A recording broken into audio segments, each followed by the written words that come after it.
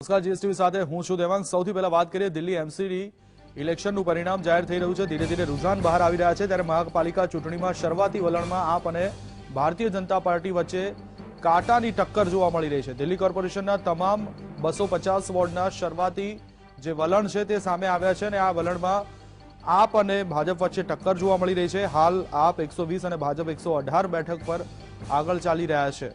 ત્યારે આ શરૂઆતી વલણ છે, આ રુઝાન સામે આવી રહ્યા છે। ફાઇનલ રિઝલ્ટ આવતા હજુ સાંજ સુધીનો સમય લાગી શકે છે, પરંતુ અહીં જે રુઝાન સામે આવી રહ્યા છે એ ઉપરથી ચોક્કસ કહી શકાય કે ભારતીય જનતા પાર્ટી અને આમ આદમી પાર્ટી વચ્ચે કાંટાની ટક્કર જોવા મળી રહી છે। તો બીજી તરફ વર્ષો સુધી દિલ્હીમાં જેણે રાજ કર્યું તે કોંગ્રેસ આ ઇલેક્શનમાં પોતાનું અસ્તિત્વ ટકાવવા માટે થઈને ક્યાંક લડાઈ લડી રહી છે, કારણ કે જે રુઝાન સામે આવી રહ્યા છે એમાં તો આમ આદમી પાર્ટી અને ભારતીય જનતા પાર્ટી દેખાઈ રહી છે। કોંગ્રેસ કદાચ નામશેષ થવાની પેલી ઉપર છે।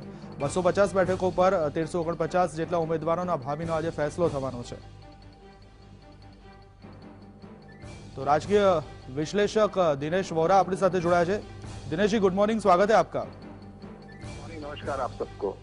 दिनेश जी, अभी जो रुझान सामने आ रहे हैं एमसीडी इलेक्शन के, तो आम आदमी पार्टी और भारतीय जनता पार्टी के बीच कांटे की टक्कर चल रही है और दूसरी तरफ जिसने सालों तक दिल्ली में राज किया वो कांग्रेस अपने अस्तित्व को टकाने के लिए अभी मजबूर है, क्या कहोगे? देखिए, जो म्युनिसिपल कॉर्पोरेशन के जो वार्ड्स होते हैं बहुत छोटे होते हैं असेंबली इलेक्शन के मुकाबले में, और दूसरी बात इसमें कई राउंड होते हैं जिसमें एक एक गली मोहल्ले से दूसरे गली मोहल्ले में जाते ही वोट के पैटर्न चेंज हो जाते हैं।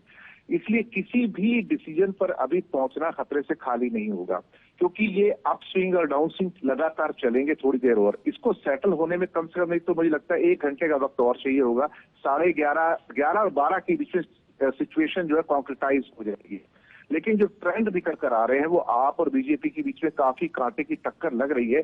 और एक चीज कंफर्म है इसमें कि कांग्रेस थोड़ी सी साइड लाइन होती नजर आ रही है, कि उसका जो प्रदर्शन है वो काफी बुरा नजर आ रहा है यहाँ पर। दिनेश जी, कांग्रेस साइडलाइन है, लेकिन अगर यही रुझान रहा और रिजल्ट अंततः यही रहा तो शायद कांग्रेस या अन्य पक्ष किंग मेकर में हो सकते हैं क्या? ये बिल्कुल हो सकते हैं। अल्टीमेटली ये लोकतंत्र है, लोकतंत्र में कोई भी सिचुएशन इमर्ज हो सकती है इलेक्शन के अंदर। लेकिन मैं समझता हूँ अभी से हम किसी कंक्लूजन पर ना पहुंचे। अभी कंक्लूजन पर पहुंचना खतरे से खाली होगा। थोड़ा सा इंतजार करेंगे। ये बड़ी फ्लूइड सिचुएशन है। मुश्किल से 2 राउंड हुए, 3 राउंड हुए हैं। 2-3 राउंड के अंदर हम किसी भी चीज को कॉन्क्रिटाइज नहीं कर पाएंगे। हमें थोड़ा सा धैर्य रखना पड़ेगा और इस टाइम यूफोरिया की या जश्न मनाने की जरूरत नहीं है।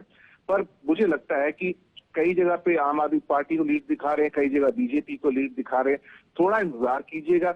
लगता है कि सिचुएशन बिल्कुल होगी और किसी निर्दलीय या कांग्रेस की जरूरत नहीं पड़ेगी, ऐसा मेरा अनुमान है। और जिस भी पार्टी को मेजोरिटी मिलेगी वो क्लियर मेजोरिटी मिलकर आएगी। यहाँ पे कोई ऐसे फ्लूइड सिचुएशन की एक जैसे हंग असेंबली टाइप की चीज होती है वो नहीं होने वाली है। जो भी पार्टी इमर्ज होगी क्लियर कट मेजोरिटी के साथ इमर्ज होगी। हमें 1 से 1.5 घंटा और धैर्य रखना होगा देवांशी। लेकिन दिनेश जी, एक बात तो है कि आम आदमी पार्टी का जो कैंपेन था दिल्ली एमसीडी के अंदर, तो वो कुछ मुद्दे पहुंचे, क्योंकि जो रुझान जो आ रहे हैं और जो कांटे की टक्कर अभी आम आदमी पार्टी बीजेपी को दे रही है उसके हिसाब से दिल्ली वासियों तक मुद्दे पहुंचे, ऐसा लग रहा है क्या आपको?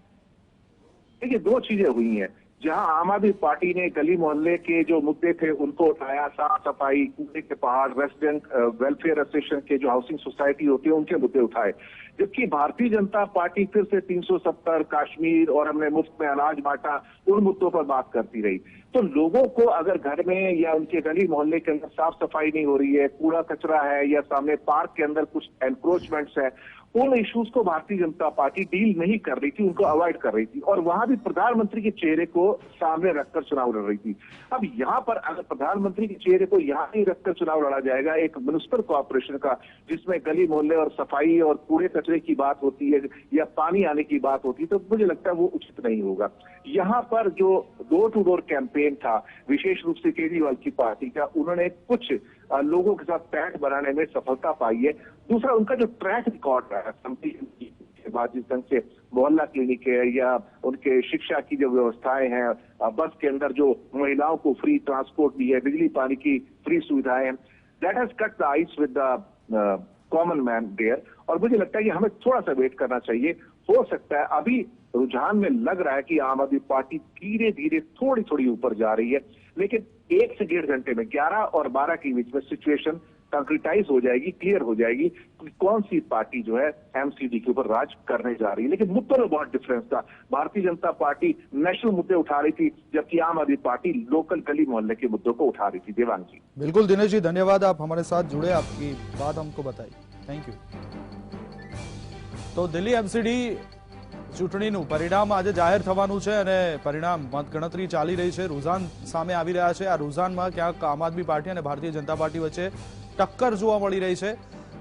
ટક્કર એ રીતના હાલ તો જોવા મળી રહી છે કે કદાચ કોંગ્રેસ અથવા તો અન્ય પાર્ટી કિંગ મેકરની ભૂમિકા ભજવી શકે છે, પણ જે રુઝાન અત્યારે સામે આવી રહ્યા છે એ જોતા એટલે કે હજુ પણ 1-2 કલાક પછી પરફેક્ટ આંકડો બહાર આવશે અને ખબર પડશે કે કોણ સરકાર એમસીડી ઉપર રાજ કરશે, પરંતુ હજુ 1-1.5 કલાકની એમાં વાર લાગી શકે છે। પરંતુ હાલ બંને આપ અને બીજેપી બંને વચ્ચે કાંટાની ટક્કર ચાલી રહી છે। ક્યારેક બીજેપી આગળ નીકળી જાય છે તો ક્યારેક આપ આગળ નીકળી જાય છે।